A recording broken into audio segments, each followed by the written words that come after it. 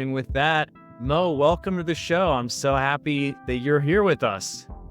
Thank you, Peter. Great to be with you. I'm curious if you could maybe start from growing up and, how do you think you became the, community inspiration leader that you are today? What do you think the ingredients were of that for you? Well, I'm going to be vulnerable out of the gate and tell you I didn't feel that growing up. Um, I was shy.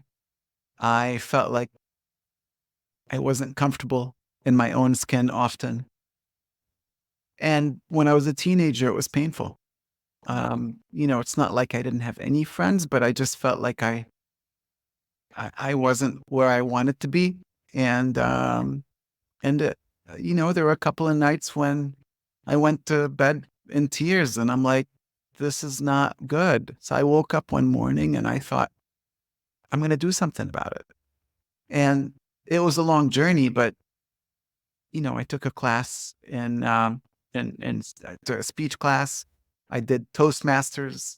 I found people to like to be my role models, people that I thought had this down, people that do this well. But through it all, I think part of my realization is a lot of people don't have a safe place to be open and be themselves. And without that, it's lonely. I felt that loneliness myself. So I think that maybe part of what gravitated me towards this work is being able to create those spaces for people because I saw personally how much it was needed. I'm curious, you've had so much experience curating these groups. Why do you think that is? Why do we all feel like we don't have those spaces to be safe or vulnerable? Um, It's interesting. I think there are some really core basics that really enable these groups to be so powerful. And they're so basic, and yet they're not what happens in the real world. One of them is suspending judgment and trying to be non judgmental. Because if I don't know your story and I judge you, that's normal. But a lot of people just don't have that awareness that once you actually get to know people and get to know who they are and get to know why they're doing what they're doing, you're far less likely to judge them. Another concept is we don't give advice in these peer groups, as you know. And for me, growing up, I was given a lot of advice by a lot of people. And I had a knee jerk reaction of who are they? Like, what makes them qualified to know what's best for me? And it how do doesn't they know matter what's who going they on in my life, right? and that also made it not so safe. The other thing is confidentiality, right? So in these groups, confidentiality is absolute and you don't question it. And that also enables people to feel safe and speak their truth. And I would say, in our group of friends and family or coworkers, there's sometimes a different interest, meaning this may be better for me, but not better for you. And in these peer groups, we're very careful to make sure the members of the group are not in any conflict of interest. So your mother-in-law is not in your group with you. Your boss is not in your group with you. Your board members that are not in your group with you, and your subordinates are not in your group with you. And your business partner is not in your group.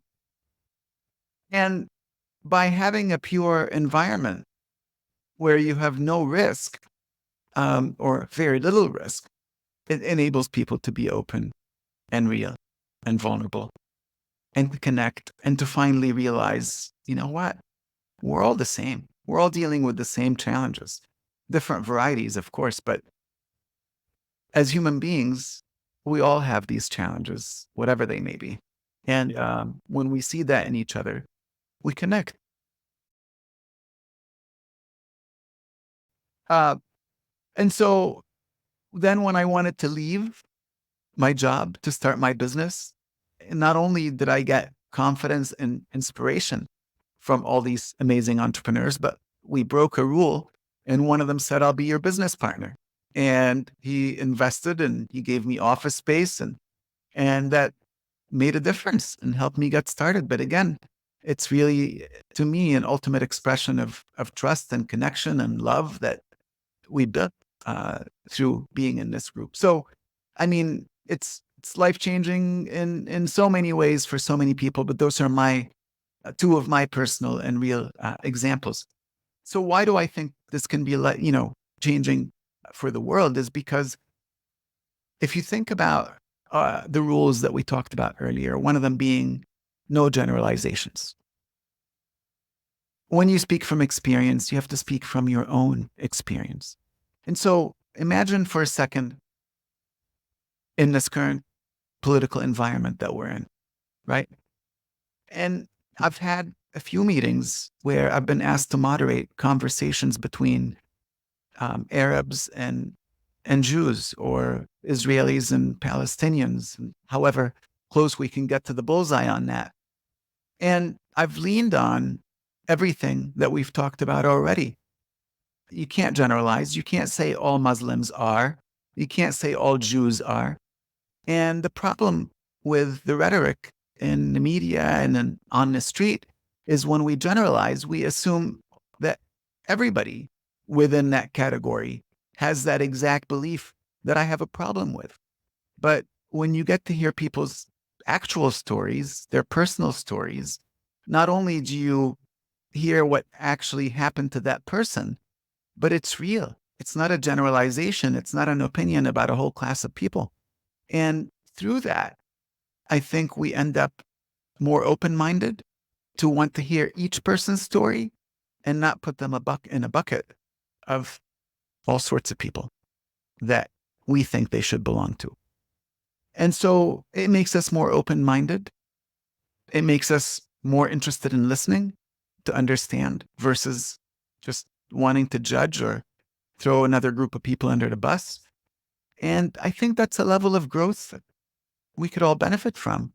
And we're less likely to be in a culture of hate if we actually understand people and look at them one at a time. Yeah, I couldn't agree with you more. I had a experience in one of my forums where one of my forum mates reminded me a lot of my dad, Mm. and had a very tough relationship with my dad. And so I immediately was like, oh man, I'm going to have a hard with forum. Yes. But he's one of my favorite people. And, we've become so close. The second book is The 7 Keys to Building Relationships. And it's based on everything I learned for the last 3 decades in working with these peer groups. My favorite is mischievous fun. So I'll just say that quickly. But what are the 7 keys, and because I think they're great, again, to your point, to bring out of forum back into your friendships and family Yeah. Well, relationships. so I will just chime in on the mischievous fun chapter and tell you that when I thought of it, I giggled for about 2 days before I started writing. That's appropriate. That sounds Right. Because here's what I realized. I'm like, it's kind of risky. And yet yeah. I haven't seen anywhere in anything that I've read, anybody advocating for mischievous fun. But it's those memories that, when you have that mischievous fun Yeah. with your friends, that's what you laugh about, 10 years from now, 5 years from now. That's what you remember. Those are the moments. 100%. And So and what I really have had a lot of fun with it at conferences as well. So when I do a keynote, I'll have people share something with their neighbor or with a couple of people or at their table. And then I'll have people share it with the room. And the stuff you hear is quite incredible. And it gets the whole room howling, and it just starts things up with this great uplifting energy. And then it gives people another way to connect outside of the actual session. So when you're at break, people have the normal boring stuff. So where do you live? What do you do? Where do you work? Well, tell me something mischievous that you've done. Yeah, yeah, yeah. So it breaks the ice in a different way. And I think that's really cool to be able to break the ice quickly.